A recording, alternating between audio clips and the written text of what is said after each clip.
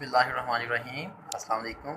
मेरा नाम मोहम्मद अनस फ़रहान है जी, और मैंने रिसेंटली जो लास्ट अटैम्प्ट हुई थी एआईबीपी की, उसमें एआईबीपी की एग्ज़ामिनेशन जो है वो पास किए हैं। काफ़ी लोगों ने भी मुझे अप्रोच किया है, कुछ स्टडी मटेरियल के हवाले से, कुछ गाइडेंस के हवाले से। तो मैंने कहा चलो एक छोटी सी वीडियो तैयार करके आप लोगों के साथ शेयर कर दूँ, कुछ टिप्स वगैरह, कुछ इंपॉर्टेंट मटेरियल, कुछ उसको तैयार करने का तरीक़ाकार। क्योंकि इफ़ेक्टिवली अब हमारे पास जो है वो 20 दिन रह गए हैं, काफ़ी मुख्तसर वक्त में हमें एक इंशाल्लाह अच्छी तैयारी करनी है। और जेआईबीपी की तो चूँकि तकरीबन बुक सारी अवेलेबल हैं, जो जिसमें से ही पेपर आता है। लेकिन एआईबीपी में थोड़ी सी जो ट्रिकी चीज़ है वो ये है कि इम्पोर्टेंट स्टफ़ को देखना, और उसमें से भी जो है वो जो ज़्यादा ऐसी चीज़ें जो कि पेपर में आ सकती हैं उसको तैयार करना, और इंतहाई कम वक्त में इंतहाई अच्छी तैयारी करना। तो सबसे पहले हम आते हैं जो एडवांस्ड रिस्क मैनेजमेंट जो सब्जेक्ट है, कंपलसरी सब्जेक्ट है एआईबीपी का। उसमें क्या क्या चीज़ें हैं, तो उसमें सबसे जो इम्पोर्टेंट हम लोगों ने चीज़ करनी है वो risk management guidelines for commercial banks हैं, एसबीपी की अपनी। उसमें चारों जो रिस्क्स हैं, ऑपरेशनल रिस्क हो गया, मार्केट रिस्क है, लिक्विडिटी रिस्क है, क्रेडिट रिस्क है, वो डिटेल के साथ ये इसमें इन्होंने पब्लिश किया हुआ है। तो इसको तो बहुत ज़्यादा अच्छी तरीके से तैयार करना है, इसमें से बहुत ज़्यादा आपका मटेरियल जो है वो कवर होता है। इसी तरह एसबीपी की और implementation of operational risk management guidelines हैं, जिसमें ऑपरेशनल रिस्क को बहुत डिटेल में जिन्होंने लिखा हुआ है। और इसमें से भी ये बहुत वैसे इंपॉर्टेंट भी है, बहुत इंटरेस्टिंग भी है, क्योंकि रिस्क मैनेजमेंट जो है आपको पता है सेल्फ एक अच्छा सब्जेक्ट है। तो थोड़ा खुश्क ज़रूर है, लेकिन ये है कि ये मुझे तो खैर बहरहाल बहुत इंटरेस्टिंग भी लगा है। तो इसको जो है वो बहुत अच्छे तरीके से इसको तैयार करना। ये बीपी इसका सर्कुलर एक आया था एसबीपी का, सर्कुलर नंबर 4 डेटेड मई 2014, और इसको ज़रूर तैयार करना है। इसके अलावा एसबीपी की एक गाइडलाइंस ऑन स्ट्रेस टेस्टिंग, ये मई 2012 में इन्होंने एक पब्लिश की थी, कुछ गाइडलाइन स्ट्रेस टेस्टिंग के हवाले से। इसमें से भी काफ़ी ज़्यादा मटेरियल आता है, और इसको भी अच्छे तरीके से तैयार करना है। बाकी अगर आप इसका कॉम्प्रिहेंसिव आउटलाइन देखें जो आईबीपी ने इशू की हुई है, तो उसमें तो चूँकि बहुत ज़्यादा चीज़ें हैं, तो वो बहुत ज़्यादा चीज़ें बहुत मतलब हमारे पास अब वक्त भी काफ़ी कम रह गया, तो उस हिसाब से मैंने समझता कि बहुत ज़्यादा रिकमेंडेड है इस टाइम के ऊपर बहुत डिटेल्स में उन चीज़ों को पढ़ना। तो ये अगर आप चीज़ें पढ़ लेते हैं तो इंशाल्लाह इसमें से आपका पेपर, क्योंकि मैंने भी यही चीज़ें ज़्यादा तैयार की थी, कुछ और किया था तैयार, लेकिन उसमें से वो मैंने तो यही देखा है कि बिल्कुल भी उसका फ़ायदा ऐसा पेपर के हवाले से नहीं हुआ। वैसे ज़ाहिर है जितना आप स्टडी, एक लर्निंग एप्टीट्यूड है आपका, जितना पढ़ लें उतना ही कम है। तो लेकिन ये है कि पेपर पास करने के हवाले से ये चीज़ बहुत ज़रूरी है। इसके अलावा एक और आर्टिकल मैंने पढ़ा था जो कि ज़रा ज़्यादा एक है, इसमें 5 सीज़ ऑफ क्रेडिट, जिसमें कुछ सी से जो आपके वर्ड शुरू होते हैं, character, capacity, condition, capital, collateral, ये कुछ मतलब है कि उसमें से भी कुछ पूछा जा सकता है। तो ये इतना ज़्यादा वॉल्यूम भी नहीं है, अगर आप ये देख सकते हैं तो ये टोटल जो है वो बनता है तकरीबन इसका पूरी जो मतलब मेरे हाथ में इस वक्त है इसका मटेरियल। तो ये हम तैयार करें तो इंशाल्लाह हमारा पेपर रिस्क मैनेजमेंट का अच्छे तरीके से निकल सकता है। उसके बाद हम आ जाते हैं advanced anti money laundering measures and banking ethics. ये हमारा एक पेपर है कंपलसरी, और बहुत इम्पोर्टेंट सब्जेक्ट भी है, बहुत मैं समझता हूँ कि इंटरेस्टिंग सब्जेक्ट है, क्योंकि मनी लॉन्ड्रिंग के हवाले से आपको पता ही है कि एक प्रैक्टिकलिटीज़ भी इस टाइम बैंक्स में बहुत ज़्यादा चल रही हैं, और एसबीपी इटसेल्फ जो है काफ़ी ज़्यादा उसकी मॉनिटरिंग के हवाले से जो है वो बहुत एक्टिव हुआ है। तो ये चीज़ वैसे अच्छी भी है, और दूसरा ये है कि ये सब्जेक्ट जो है वो पढ़ने के हिसाब से भी मेरे ख्याल है इसके साथ साथ अगर पढ़ते जाएँ तो इंटरेस्ट भी अच्छा डेवलप होता जाता है। तो इसमें जो बहुत ज़्यादा चीज़ें हैं पढ़ने के हिसाब से, एक तो एफएटीएफ रिकमेंडेशंस 40 रिकमेंडेशंस हैं, ये नेट से आपको इजीली मिल जाएंगी, उसको आप लोग अच्छे तरीके से तैयार कर लें।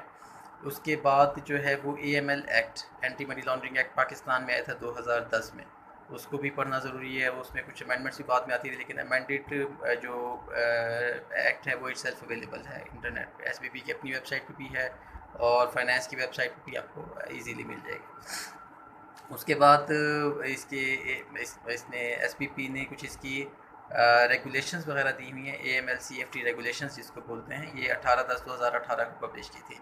बहुत ही ज़्यादा इंपॉर्टेंट है। इसमें दो पार्ट्स हैं, एक पार्ट में डेफिनेशंस हैं। डेफिनेशंस को तो लॉ में वैसे भी जिस तरह रूल होता है कि बिल्कुल आपने जो है वो एक तरीके से रट्टा मार लेना होता है और उसको जो है अपने वर्ड बाय वर्ड आप याद करना होता है। तो डेफिनेशन इसमें अच्छी भी हैं और बहुत ज़्यादा पढ़ के आपको मतलब मज़ा भी आता है। और दूसरा ये कि उसके बाद उसकी रेगुलेशंस है एंटी मनी लॉन्ड्रिंग के हवाले से, वो अच्छी तरीके से देखती हैं। उसमें फिर 2 एनेक्सेस भी हैं, दोनों ही एनेक्सेस बहुत इंपॉर्टेंट हैं। एक में उन्होंने वो मिनिमम डॉक्यूमेंट रिक्वायरमेंट बताई हुई हैं और एक में जो है इन्होंने बताया हुआ है एसपीपी ने कि कोई रेड अलर्ट्स वगैरह कि ये ट्रांजैक्शन इन अकाउंट्स में हो रही हो फ्रीक्वेंटली, तो उसमें फिर मतलब आपको कैसे रेड अलर्ट मिलता है कि ये वाकई एंटी मनी लॉन्ड्रिंग की तरफ चीज़ को लेके जा रही है। ये चीज़ पढ़नी बहुत ज़रूरी है। उसके अलावा इनके गाइडलाइंस आई थी risk based approach AML CFT guidelines on risk based approach. ये भी एसपीपी की अपनी वेबसाइट पे अवेलेबल भी हैं और इसमें से भी काफ़ी ज़्यादा चीज़ कवर होती है। और एक चीज़ जो बहुत ज़्यादा मतलब पढ़नी है वो है ट्रेड बेस्ड मनी लॉन्ड्रिंग। उसके ऊपर भी गाइडलाइंस हैं एसपीपी की, ट्रेड बेस्ड मनी लॉन्ड्रिंग। उसमें से मुझे याद है इफ़ आई रिकॉल तो तकरीबन 5 एक MCQs तो लाजमी आए हुए थे। ट्रेड बेस्ड मनी लॉन्ड्रिंग को ही उन्होंने कोट करके लिखा था कि ये इसमें से ये चीज़ बताएं, ये चीज़ बताएं। तो ये जो है एंटी मनी लॉन्ड्रिंग के हवाले से इसका भी मटेरियल जो है वो ये तकरीबन इतने ही वॉल्यूम उसका बनता है जितना कि रिस्क मैनेजमेंट का बनता था। तो ये भी पढ़ना जो है वो इतने ही आप पढ़ लेते हैं, इंशाल्लाह आपका पेपर अच्छा पास हो सकता है। उसके बाद हम आ जाते हैं कॉर्पोरेट एंड बैंकिंग लॉ। थोड़ा सा एक्सटेंसिव भी है इसमें से, तो काफ़ी लोगों ने मुझे, जब मैंने मटीरियल ईमेल पे भेजा तो क्वेरीज आना शुरू हुई कि इतना बड़ा मतलब इसमें फ़लाँ एक्ट है, इतना मतलब बड़ा फ़लाँ एक्ट है, तो हम इसको कैसे याद करेंगे, कैसे तैयार करेंगे। तो इसमें ये है कि देखिए लॉ ज़्यादातर तो लोग होंगे जो ज़ाहिर बी कॉमर्स हैं, MBA जिनका बैकग्राउंड है फाइनेंस वगैरह, तो लॉ हम लोगों ने पढ़ा ही होता है। तो उसमें ये कि कॉन्ट्रैक्ट एक्ट है वो तो ज़ाहिर है बिल्कुल एक बेस है लॉ की। उसके अलावा नेगोशिएबल इंस्ट्रूमेंट्स आपका एक्ट है, वो लाजमी है। कंपनीज एक्ट 2017 उसमें, और जितने भी लॉज भी ये मैं बता रहा हूँ आपको, इसमें डेफिनेशंस आपने ज़रूर याद करनी है। और डेफिनेशंस में से भी अमूमन जो है, क्योंकि मुझे याद है जब लॉ का पेपर आया हमारे पास तो उसमें सब्जेक्टिव पोर्शन में एक उन्होंने फाइनेंशियल इंस्टीट्यूशंस के हवाले से पूछा हुआ था कि फाइनेंशियल इंस्टीट्यूशन को डिफ़ाइन करें एज़ पर कंपनीज एक्ट। तो क्योंकि उस वक्त एक नई अमेंडमेंट भी आई थी फाइनेंशियल इंस्टीट्यूशंस की, थोड़ी सी उन्होंने डेफिनेशन चेंज की थी उस बिल्कुल टेन्योर में ना। तो वो मतलब उसमें 6 मार्क्स का वो क्वेश्चन था। इसके अलावा 4 मार्क्स का एक और भी कंपनीज एक्ट में से ही आया हुआ था। तो कंपनीज एक्ट जो है वो बहुत उसमें से अमूमन मैंने देखा है कि हर पेपर में आप भी देखेंगे तो कहीं में ऑडिटर्स की कोई रिक्वायर पूछी होती है उन्होंने, रिक्वायरमेंट क्वालिफ़िकेशन के हवाले से, कोई टर्म्स के हवाले से, कोई डायरेक्टर्स के मतलब अपॉइंटमेंट के हवाले से पूछी होती है। तो मोटी मोटी जो चीज़ें हैं जो कंपनी के मतलब उसकी मीटिंग्स हैं, अब स्टैट्यूटरी मीटिंग है, AGM है, एक्स्ट्रा ऑर्डिनरी मीटिंग है, तो इस तरह की चीज़ें जो बेसिक मतलब कॉन्सेप्ट्स हैं कंपनीज़ के हवाले से वो लाजमी देखना है। उसके अलावा एक बहुत इंपॉर्टेंट जो है वो financial institutions recovery of finances ordinance है जो आया था 2001 में, और उसकी बहुत इंपॉर्टेंट एक अमेंडमेंट आई थी 2016 में।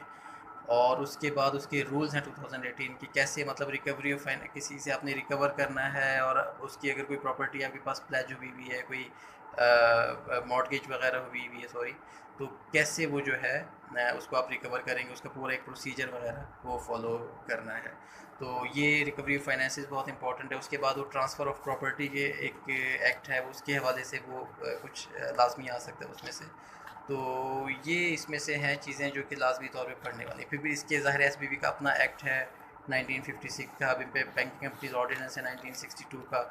ये सारी चीज़ें नेट पे अवेलेबल भी हैं और ये इंपॉर्टेंट भी हैं। इसमें से ज़रूर कुछ ना कुछ उन्होंने पूछा ही होता है। तो बस ये कि थोड़ा गो थ्रू करने वाली बात है, जो इंपॉर्टेंट उसमें से चीज़ नज़र आती है वो मतलब तैयार बंदा साथ साथ अच्छे तरीके से करता जाए। तो इसके बाद जो लास्ट सब्जेक्ट है हमारा कंपलसरी उसमें से रिजीम में, वो ये है कि फाइनेंशियल प्लानिंग एंड बजटिंग। उसके लिए जो बुक है, जो इनकी IBP की अपनी रिकमेंडेड बुक भी है और जिसमें से कि सारा पेपर आपका अच्छे तरीके से तैयार भी हो सकता है, वो है फंडामेंटल्स ऑफ फाइनेंशियल मैनेजमेंट। ये जेम्स C. वैन हॉर्न और जॉन M. वैचोविक्स की बुक है, नेट पे भी अवेलेबल है। और मुझे भी अगर आप कहेंगे तो मैं इंशाल्लाह आपको सेंड कर दूँगा। तो ये जो है लाजमी मटेरियल है, इस लाजमी जो है वो पढ़ने वाली चीज़ें कंपलसरी सब्जेक्ट्स में से। फाइनेंस की और कोई बुक वगैरह कोई चीज़ पढ़ने की ज़रूरत नहीं है। इसमें भी जो इंपॉर्टेंट चीज़ें हैं, और इसमें फ़ाइनेंस में मैं कहूँगा कि जो पास्ट पेपर्स हैं उनको आप ज़रूर तैयार करें, क्योंकि तकरीबन आप देखेंगे कि रिपीटेडली वही क्वेश्चंस ही आ रहे होते हैं हर पेपर में। इवन मैंने भी जब अटैम्प्ट किया तो एक क्वेश्चन तो ऐसा था जिसकी फ़िगर्स वगैरह भी वही आ रही थी जो कि पास पेपर में आई हुई थी। तो इसको तैयार करना बहुत, मतलब उन पे पास पेपर्स को तैयार करना बहुत ज़रूरी है। बाकी एमसीक्यूज़ जो है वो अकाउंटिंग का कॉन्सेप्चुअली तकरीबन होता है। मेरा ख्याल में उसमें बहुत ज़्यादा हमें कहीं बहुत कम्प्लेक्स चीज़ें पढ़ने की है वो ज़रूरत नहीं है। कुछ इकनॉमिक्स के भी बीच में टच आ जाता है, और ये चीज़ें मैं ख़्याल इंशाल्लाह हम तैयार करें तो अच्छे तरीके से हमारे जो ये पेपर्स हैं वो पास हो सकते हैं। और दूसरा ये है कि जो कॉर्पोरेट बैंकिंग लॉज है उसमें जो है वो इस्लामिक को भी थोड़ा सा ज़रूर देखिएगा। इस्लामिक फाइनेंस में से इस्लामिक बैंकिंग के हवाले से भी कुछ कॉन्सेप्ट्स जो इन्होंने पूछे होते हैं। बाकी इंशाल्लाह अगर ये चीज़ें हम तैयार करते हैं तो पेपर हमारे इंशाल्लाह ज़रूर जो है वो अच्छे तरीके से हम अटैम्प्ट भी कर सकेंगे और इंशाल्लाह पास भी होंगे। बाकी मेरी दुआएं आप सब लोगों के लिए हैं जो पेपर अटैम्प्ट करने जा रहे हैं। अल्लाह ताला बेहतरीन कामयाबी से इम्तिहान करें। Thank you very much. दुआ में याद रखिएगा। अल्लाह हाफ़िज़।